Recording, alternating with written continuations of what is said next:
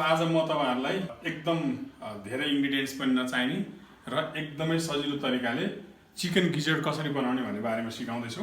त्यसको लागि यहाँहरुले हेर्नुभयो मैले आधा किलो चिकन गिजर्ड लिएको छु। केही सुकेको खोर्सानी, अलिकति प्याज, अनि यो सिलेरीको पत्ता काटेको छु मसिनोसँग सिलेरी। अनि यो मसला चाहिँ मैले यहाँहरुलाई बनाएको आज देखाइन। यो चाहिँ खास गरी अदुवा, लसुन र जिरा, धनिया मात्रै हो। सामान्य मसला हो, यहाँहरुले सजिलोसँग बनाउन सक्नुहुन्छ। अलिकति नुन र काटेको टमाटर र मैले यहाँ अलिकति यो यहाँहरुले देख्न सक्नुहुन्छ एप्पल साइडर भिनेगर र सोया सस लिएको छु। अब यसमा सबभन्दा पहिला मैले यो पानी उमालेको पानीमा मैले आधा किलो चिकन गिजर्डलाई राखिदिन्छु र यसमा अलिकति नुन 1 चम्चा जति यो एप्पल साइडर भिनेगर राख्छु। यो एप्पल साइडर भिनेगर राख्नुको कारण चाहिँ यो गिजर्डको आफ्नै नेटिभ फ्लेभर हुन्छ जुन धेरै मान्छेहरुलाई मन नपर्न सक्छ। यसले चाहिँ त्यो गिजर्डको नेटिभ फ्लेभरलाई न्युट्रलाइज गर्छ र यसलाई अब हामी करिब 20 मिनेट जति अथवा 1 सिटी लाग्ने गरेर यो प्रेसर कुकरमा पकाउँछौँ।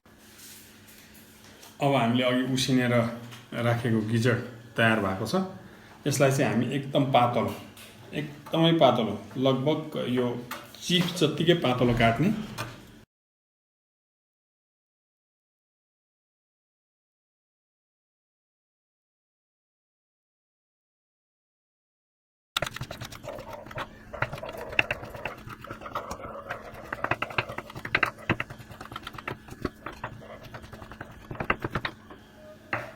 यसरी पातलो बनाउँदाखेरि अलिक त्यो क्रिस्पी फ्राई गर्ने बेलामा चाहिँ चाँडो पाक्छ र यसको आउटर सर्फेस चाहिँ अलिक क्रिस्पी पनि हुन्छ।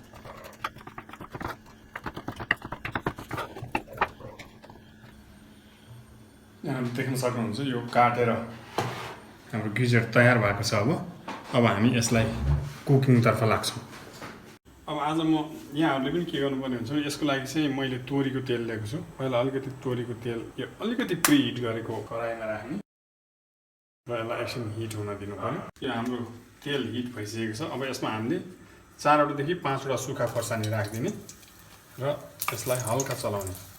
यहाँहरुले के ख्याल गर्नुपर्छ भने यो सुक्खा खोर्सानी धेरै डढ्नु हुँदैन र यो बीचमा यो सुक्खा खोर्सानी यसमै हामीले यो गिजर्डलाई राख्दिनु।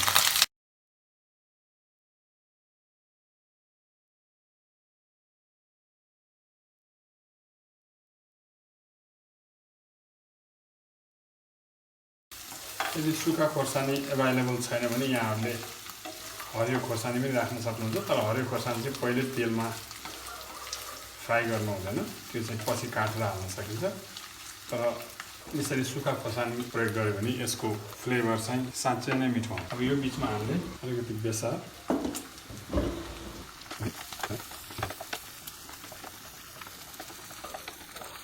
यसरी करिब 5 मिनेट जति यसलाई पाक्न दिनुपर्छ र यो बीचमा हामीले आवश्यकता अनुसारको नुन पनि राख्न सक्छौँ र अरु कुनै पनि मसला प्रयोग नगरिकन अथवा अरु कुनै पनि मसला नहालिकन यसलाई अझै पाक्न दिन्छ। अब हामी अघि तयार पारेर राखेको यो जिरा, धनिया र अदुवा लसुन सहितको मसलालाई यसमा राखिदिन्छौँ र यसलाई राम्रोसँग मिक्स गरेर यसलाई अझै पाक्न दिन्छौँ। यसको लागि करिब अर्को 10 मिनेट जति समय यहाँले खर्च गर्नुपर्ने हुन्छ।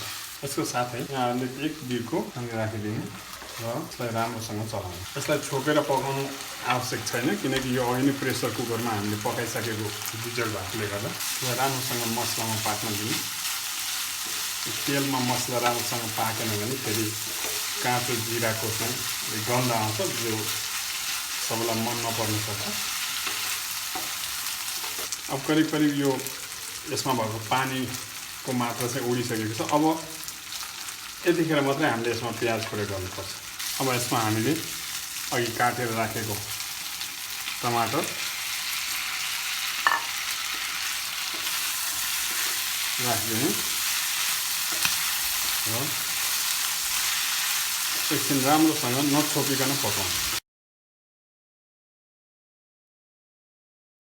यहाँले हेर्नुहुन्छ यो गिजर्ड अघि हामीले प्रयोग गरेको मसला टमाटर प्याजसँग राम्रोसँग पाकेको छ।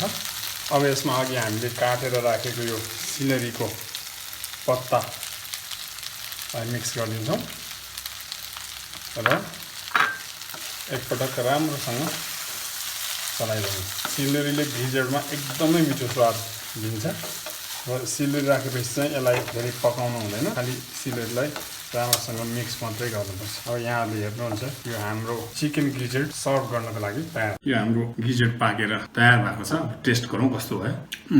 एकदमै मिठो, बाहिरी पोर्सन अलिक क्रिस्पी, सुक्खा खोर्सानी र यो सिलेरीको टेस्ट एकदम राम्रोसँग आएको छ। एकदम स्वादिष्ट छ, मलाई मिठो लाग्यो।